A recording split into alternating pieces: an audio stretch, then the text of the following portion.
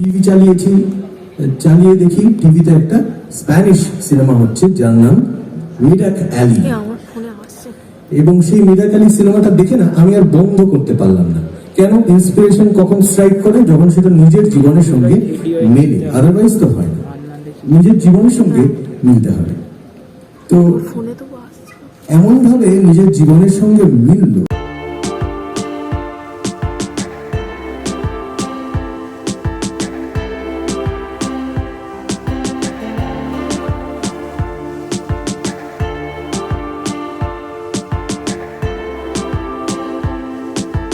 কোনো রাজনৈতিক উদ্দেশ্যে বা প্রোপাগান্ডা করার জন্য তৈরি হয়নি।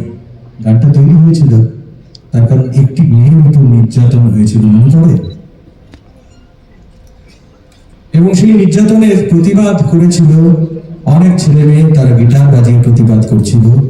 এমন সময়ে তাদের সেই আমি তো বলবো শান্তিপূর্ণ প্রতিবাদকে সেখানে পুলিশ ঢুকে পড়েছিল বিশ্ববিদ্যালয়। এবং এইখানে আমার মনে হয় আমরা অনেকেই একমত হতে পারিনি, এবং যার জন্য পরের দিন সারা কলকাতা জুড়ে বৃষ্টি, ছাতা মাথায় বিরাট মিছিল বেরিয়েছিল। এবং সেখানে কিন্তু সত্যি কোনো রং ছিল না, কোনো রাজনৈতিক পার্টি সেটা অর্গানাইজ করেনি। সেখানে মানুষ দাঁড়িয়েছিল, গণতন্ত্রী লেখেনি। আর এটা কোনো রাজনৈতিক পক্ষকেও বলা হচ্ছে না, এটা রাজনৈতিক বিরোধী পক্ষকে বলা হচ্ছে না, এটা আসলে বলা হচ্ছে মানবতার বিরোধী পক্ষ যারা আছে, যারা মানুষের উপর অকারণে আক্রমণ করেন বা তাদের নিজস্ব কোনো সাইকোলজিক্যাল কোনো ব্যাধি আছে তার জন্য হয়তো করে থাকেন। বৃষ্টি, ছাতা মাথায় বিরাট মিছিল বেরিয়েছিল। এবং সেখানে কিন্তু সত্যি কোনো রং ছিল না, কোনো রাজনৈতিক পার্টি সেটা অর্গানাইজ করেনি। সেখানে মানুষ দাঁড়িয়েছিল মানুষের পাশে। অতিথি তারা বসে আছেন, এমন কিছু করবেন না যে তারা দৌড়ে পালিয়ে যাবে।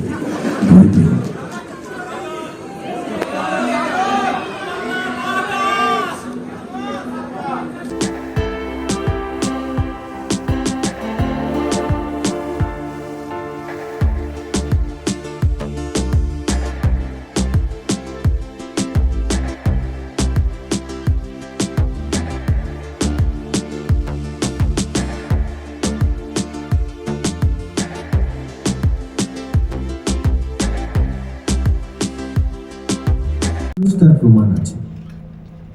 কাজেই আমি এই কথা স্মরণ করলাম। অনেক বিতর্ক উঠতেই পারে, সেটাকে অ্যাকসেপ্ট করে নিলাম, কিন্তু মনে করলাম যে এটাকে বলা দরকার, কারণ একটু আলোচনার দরকার।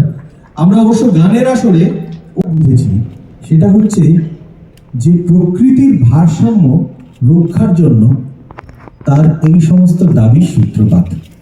এই জায়গাটা আমি সাধুবাদ জানাতে চাই, কারণ আমি প্রকৃতি প্রেমিক। প্রকৃতি থেকে আবার প্রকৃতির প্রতি প্রেম থেকে, মানে নারী প্রকৃতি সবই হাত ধরাধরি করে থাকে। তো কাজেই এই প্রেম যে বিরাট একটা কিছু ওর সাহায্য হবে তা নয়, কিন্তু তবুও আমি এইখান থেকে সোনাম ওয়াংচুকের জন্য আমার সংহতি জানালাম। এবং এর আগের বার হয়েছিল কি, একজন ব্যক্তি তিনি কারাগারে বন্দী ছিলেন, এবং এর আগের বার একক যখন আমি করতে এসেছিলাম তখন তার কারাগার বাসের 1000 দিন পূর্ণ হয়ে গেছিল, কিন্তু বিচার ছাড়া। আমি দাবি করেছিলাম যে তার তো একটা বিচার হওয়া দরকার, অন্তত বিচারাধীন হন তিনি, এবং দেশের বিচার ব্যবস্থা